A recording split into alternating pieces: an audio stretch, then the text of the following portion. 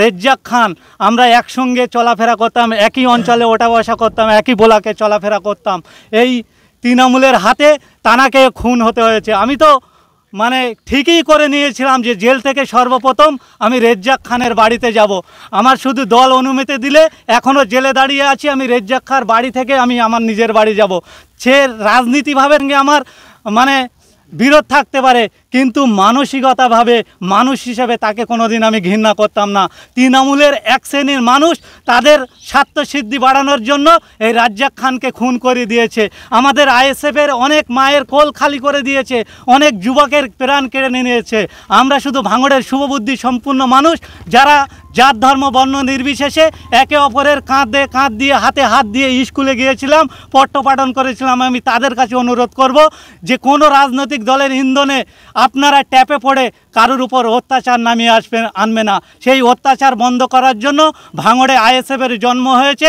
আর ভাঙড়ের মানুষ দিশা দেখাবে গোটা বাংলাকে এবং পশ্চিমবঙ্গকে, এমনকি কালীঘাটে পর্যন্ত পৌঁছে দেবার দায়িত্ব আমরা নিচ্ছি। শওকত মোল্লা দায়িত্ব পেয়েছে অবজারভার হওয়ার পর থেকে ভাঙড়বাসীর অভিযোগ 19খানা মায়ের কোল খালি হয়েছে, যুবক ছেলে একেবারে টর্চারা, যুবকরা তারা মৃত্যু একেবারে কখনো গুলিতে কখনো বোমার আঘাতে মৃত্যু হয়েছে ভাঙড় বিধানসভাতে।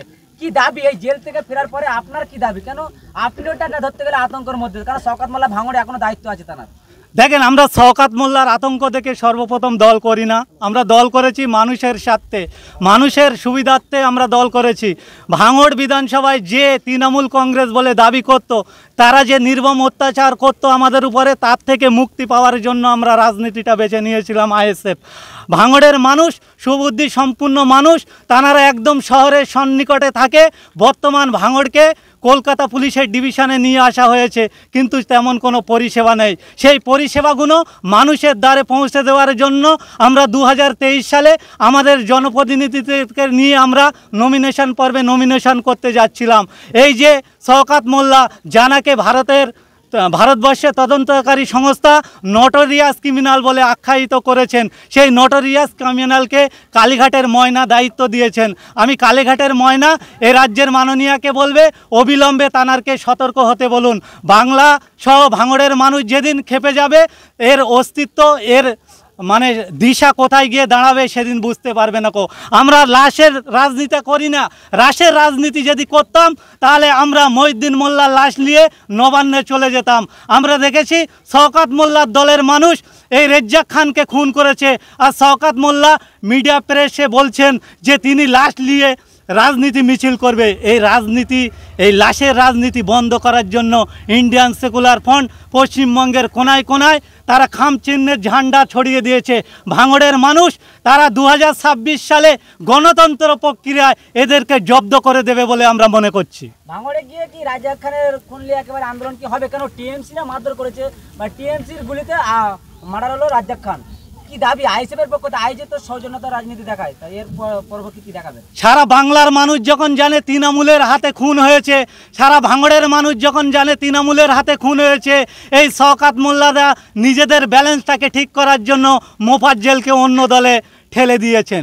মোফাজ্জেল মোল্লা, আমি আপনার মিডিয়ার মাধ্যমে বলি, মোফাজ্জেল মোল্লা সেই ব্যক্তি, যে ব্যক্তি আমাদের চালতেবিড়ে অঞ্চলে কন্টেস্ট করেছিল এবং তানাকে যিনি হারিয়েছিল তিনি আমাদের মধ্যে আছেন তৌফিক ভাই। তানার কাছে মোফাজ্জেল মোল্লা 404 ভোটে হেরে গেছে। এই মোফাজ্জেল মোল্লাকে আজকের তৃণমূল বলে মানতে পারছে না। তাই যারা ভাঙড়ের তৃণমূল বলে দাবি করেন, আপনাদের কাছে অনুরোধ করছি, আপনারা যদি এই শওকত মোল্লার ট্যাপে পড়ে যান, একদিন আসবে আপনাদেরও পাত্তা দেবে না, আপনাদেরও তৃণমূল বলে মানবে না, অন্য দলের তকমা লাগিয়ে দেবে।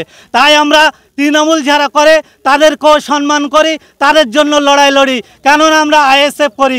আমরা জানি আজকের আমি জেল থেকে বাড়ি যাচ্ছি। আপনি 2022 সালে যখন নওশাদ সিদ্দিকীকে এই বারাইপুরে জেলে কোর্টে তোলা হয়, নওশাদ সিদ্দিকেরকে একজন পুলিশ হাত ধরছিল। নওশাদ সিদ্দিকী বলেছিল যে পার্থবাবু হলে আপনি হাত ধরতে পারতেন। আমরা হয়তো ভেবেছিলাম নওশাদ সিদ্দিকী হয়তো রেগে গেছে, কিন্তু আমরা দেখলাম যে কোর্ট থেকে বার হওয়ার সময় সেই পুলিশটার জন্য নওশাদ সিদ্দিকী যাতে সেই পুলিশও ডিএ পায়, তার আন্দোলন নওশাদ সিদ্দিকী করেছিলেন। এইটাই তো ইন্ডিয়ান সেকুলার ফ্রন্টের আদর্শ। এই আদর্শেই যখন মানুষ লাভবাহিক বলে নওশাদ সিদ্দিকীর পিছনে দাঁড়িয়ে যাচ্ছে, এই শওকত বাবুরা আতঙ্ক দেখছে, এই শওকত বাবুরা ভয় পাচ্ছে। আমরা বলি ইন্ডিয়ান সেকুলার ফ্রন্ট করি আমরা, বিরোধী দল করি আমরা, আমাদেরকে ভয় দেখিয়ে চমক আর ধমক দেখিয়ে আটকানো যাবে না। আজকের এই যে গতিটা পূর্বে দেখতে পাচ্ছিলেন, আজ থেকে কনফিডেন্সের সঙ্গে বলছি রাজনীতিটার গতি কিভাবে বাড়াতে হয় আজকের এই বারাইপুর সংশোধনগর থেকে শিখে এসেছি। আগামী দিনে তার যোগ্য জবাব দেব বলে আমরা মনে করছি।